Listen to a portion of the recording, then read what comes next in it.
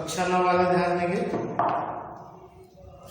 हम साखी प्रकरण कबीरदास जी द्वारा विरचित साखी प्रकरण के अंतर्गत कुछ दोहे हम लोगों ने पढ़ा।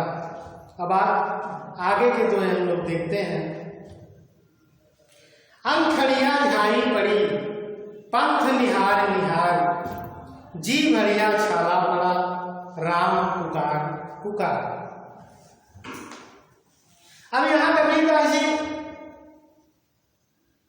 जीवात्मा और परमात्मा के संबंध के बारे में बता रहे हैं। जीवात्मा व्याकुल है परमात्मा से मिलने के लिए, तो यहां जीवात्मा के दुख को दर्शाया गया है। और कबीरदास जी कहते हैं कि अंखड़ियां झाई पड़ी पंथ निहार निहार, अपने प्रियतम के दर्शन के लिए या अपने प्रियतम को निहारने के लिए आंखों में झाई पड़ गई, आंखें धुंधली हो गई देखते। पंथ निहार निहार, अपने प्रियतम के दर्शन के लिए रास्ते देखते देखते आंखों में झाई पड़ गई, आंखें धुंधला गई और जी भरिया छाला पड़ा राम पुकार पुकार। और बार बार राम को पुकारते पुकारते बार बार राम राम कहते हुए जानो जीवों में छाला पड़ गया, जीवा में छाला पड़ गया राम राम बोलते बोलते। और उस राम को देखने के लिए उसके रास्ते को देखते देखते आंखों में क्या है, झाई पड़ गई। और कहने का अर्थ यह है कि ईश्वर के दर्शन की लालसा जो है वो व्याकुल किए हुए है, दिन प्रतिदिन बढ़ती जा रही है और फिर भी परमात्मा का दर्शन नहीं होता है। तो जीवात्मा चित्कार उठती है। तब जीवात्मा कहती है कि हे प्रभु, आपको देखने के लिए आपके रास्ते को निहारते निहारते मेरी आंखें में झाई पड़ गई, मेरी आंखें धुंधली दिखने लगी और आपका नाम लेते लेते आपका नाम रटते रटते मेरे जीवा में मानो छाले पड़ गए हैं, फिर भी आपके दर्शन नहीं हुए। हे प्रभु, अब तो दर्शन आप दे दीजिए। अंखड़ियां झाई पड़ी पंथ निहार निहार, मेरी आंखों में झाई पड़ गई, मेरी आंखों में जो है अंधकार सा छा गया, धुंधला सा दिखने लगा आपके रास्ते को देखते देखते कि अब आप आ जाएंगे, अब आप आ जाएंगे। और आपका नाम रटते रटते मेरे जीवा में छाला पड़ गया, फिर भी आपकी कृपा मुझ पर नहीं बरसी, अब तो आप मुझ पर कृपा बरसा दीजिए।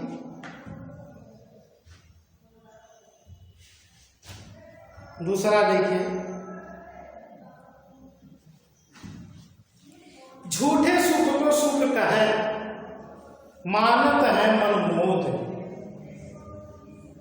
जगत चबैना काल का कछ मुख में कछ गोद।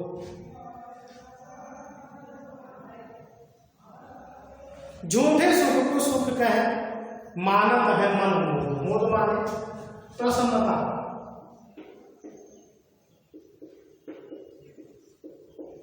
मोद मीन्स प्रसन्नता। चबैना, चबा का खाने वाला।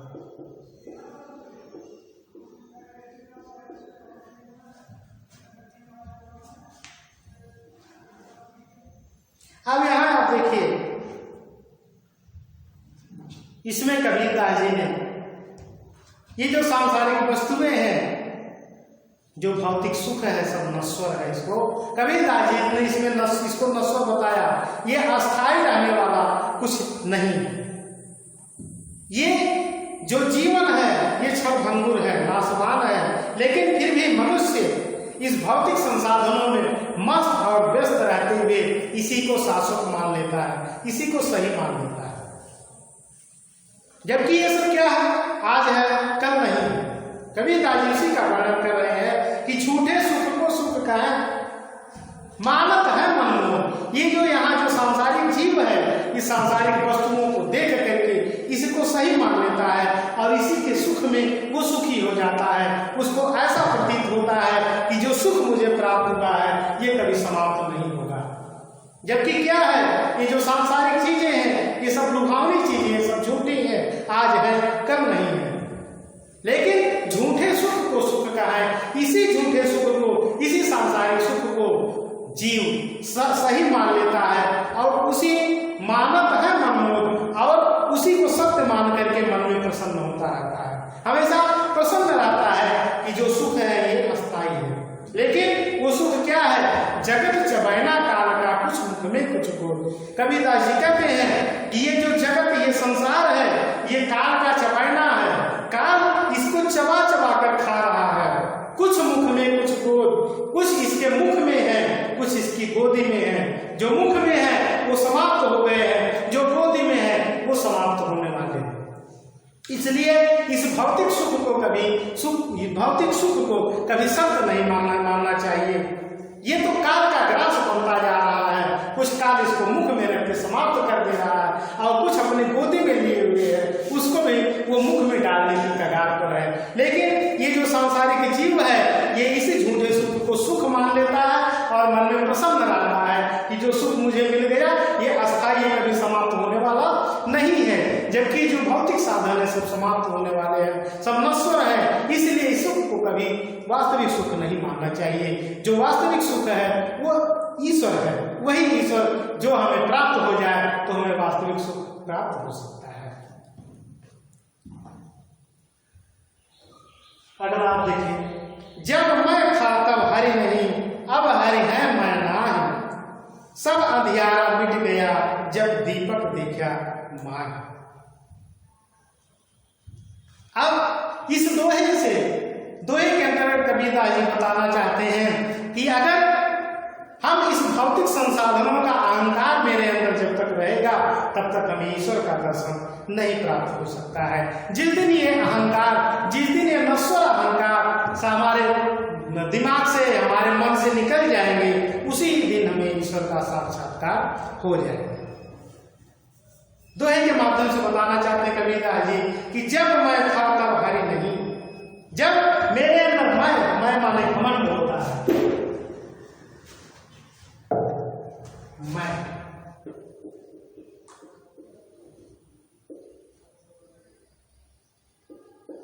घमंड, जब मेरे अंदर मैं था, घमंड था, तब हरि नहीं, तब मेरे अंदर भगवान, मैं कितना ही प्रयास किया मेरे अंदर भगवान का वास नहीं हो सका, ईश्वर का साक्षात्कार मैं नहीं कर सका। क्यों? क्योंकि मेरे अंदर घमंड था।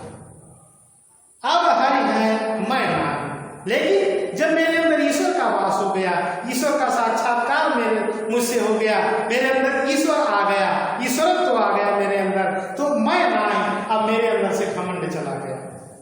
सब अंधियारा मिट गया जब दीपक देखा माही, जब मेरे अंदर ज्ञान का, उस परम सत्य के ज्ञान का मेरे अंदर प्रकाश आया तो मेरे अंदर से अज्ञान रूपी अंधकार स्वतः समाप्त हो गया। मेरे अंदर जब ईश्वर का वास हुआ तो मेरे अंदर जो ये संसार के प्रति जो मेरे अंदर लालसा थी, जो इच्छा थी, जो प्रेम था, वो सब अपने आप स्वतः समाप्त हो गया। क्यों? ये तभी संभव हुआ जब मैं अपने अंदर से घमंड को भगा पाया। जब मेरे अंदर से घमंड चला गया तो मुझे ईश्वर का दर्शन हो गया, ईश्वर का साक्षात्कार हो गया, और जब ईश्वर रूपी प्रकाश मेरे अंदर आया तो मेरे अंदर से सारा अज्ञान रूपी अंधकार अपने आप समाप्त हो गया।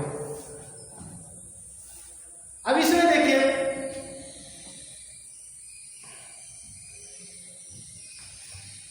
कबीरदास जी जीवात्मा और परमात्मा का कितना सुंदर वर्णन किए हैं कि जीवात्मा कहती है जब मेरे अंदर घमंड था, मेरे अंदर अहंकार था, तो ईश्वर का वास नहीं था, और जब ईश्वर का वास हुआ, ईश्वर रूपी ज्ञान का प्रकाश आया तो मेरे अंदर से स्वतः अज्ञान रूपी अंधकार नष्ट हो गया, ईश्वर का साक्षात्कार हो गया।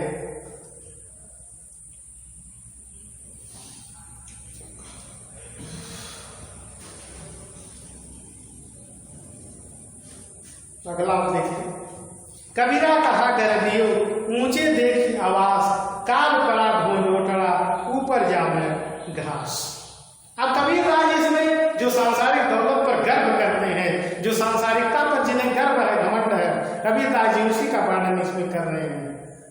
तमाम लोग जो धन संपदा ऐश्वर्य से जो भरे होते हैं, उनके अंदर घमंड होता है कि कभी समाप्त तो नहीं होगी, ये अस्थाई है, हमारे से हमसे दूर कभी नहीं जाएगी।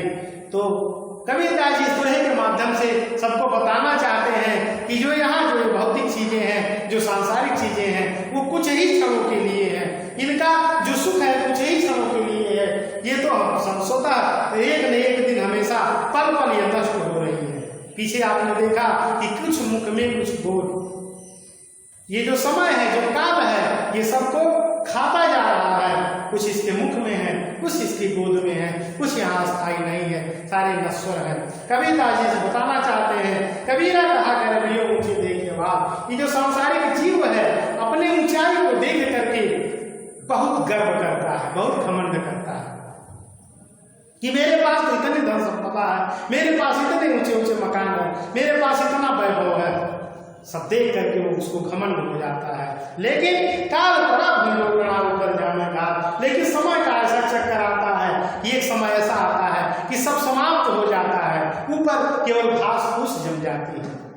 तमाम आपने उदाहरण देखा होगा कि तमाम ऊंची ऊंची बिल्डिंगें बनी हुई होती हैं, कई मंजिला बनी होती हैं, लेकिन भूकंप का एक ही झटका आता है, सबको गिरा के चला जाता है, सारी बिल्डिंगें ध्वस्त हो जाती हैं, उसमें जो रहने वाले हैं वो भी दब के मर जाते हैं। तो क्या ये सब अस्थाई चीजें हैं? अस्थाई चीजें नहीं है। इसलिए कबीरदास जी कहते हैं कि हमें इस नश्वर, इस नासमान चीजों पर, इस नासमान वस्तुओं पर कभी घमंड नहीं करना चाहिए। क्यों? क्योंकि आज है, कल नहीं है, कब ईश्वर की दृष्टि डोल जाए कोई नहीं जानता है, कब ऊंची ऊंची बिल्डिंगें दिखाई देती हैं, कब वो धराशायी हो जाए। हमें कभी इस पर घमंड नहीं करना चाहिए। क्यों? क्योंकि वो जब गिरती हैं तो उस पर केवल घास फूस ही जमते हैं, उसको कोई पूछने वाला नहीं होता है।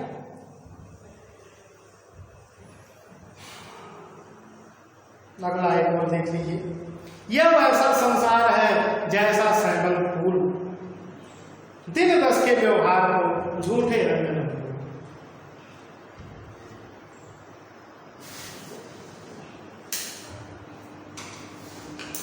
कबीरदास जी कहते हैं कि यह संसार सेवल के फूल के समान होता है।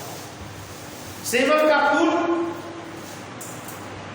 दिखता है, लाल लाल दिखता है, लोगों को अपनी तरफ आकर्षित कर लेता है, लेकिन उसका आकर्षण कुछ ही समय के लिए होता है और वो फूल जल्द से जल्द नष्ट हो जाता है। सेम वही स्थिति इस संसार की है।